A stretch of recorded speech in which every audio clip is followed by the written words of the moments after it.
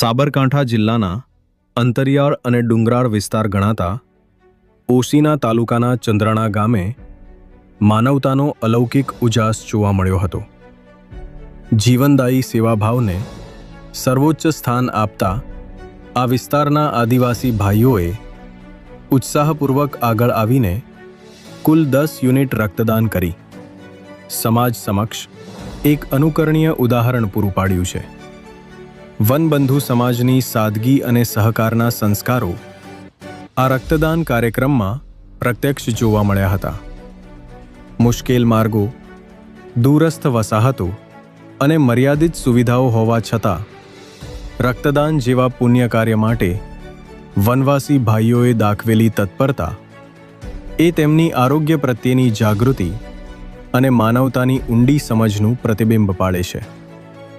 આ રક્તદાન માત્ર એક દાન નહીં, પરંતુ જરૂરિયાતમંદ દર્દીઓ માટે સંવેદનાની વારસાગાથા સમાન છે.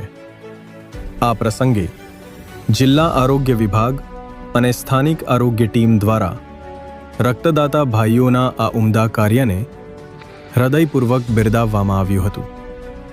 ચંદ્રાણા પ્રાથમિક આરોગ્ય કેન્દ્ર PHCની ટીમ અને સ્થાનિક આગેવાનોના સક્રિય સહકારથી આ કાર્યક્રમ સફળ રહ્યો હતો.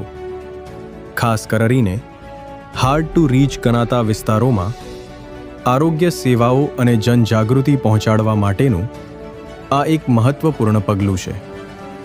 આગામી દિવસોમાં વનબંધુ વિસ્તારોમાં રક્તદાન, આરોગ્ય તપાસ અને જનજાગૃતિના અભિયાનને વધુ વેગવંતુ બનાવવા જિલ્લા આરોગ્ય શાખાએ પોતાની પ્રતિબદ્ધતા વ્યક્ત કરી છે. નમસ્કાર. આજે 24 માર્ચ 2026ના રોજ ઓશીના ચંદ્રાણા PHC ખાતે બ્લડ ડોનેશન કેમ્પ રાખવામાં આવ્યો હતો.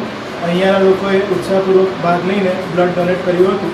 આ બ્લડ ડોનેશન GMRS હિંમતનગર ખાતે દર્દીઓ માટે, જે જરૂરિયાતમંદ દર્દીઓ છે એમના માટે અને સગર્ભા માતાઓ માટે આ બ્લડને ઉપયોગ કરવામાં વિનામૂલ્યે આપવામાં આવશે.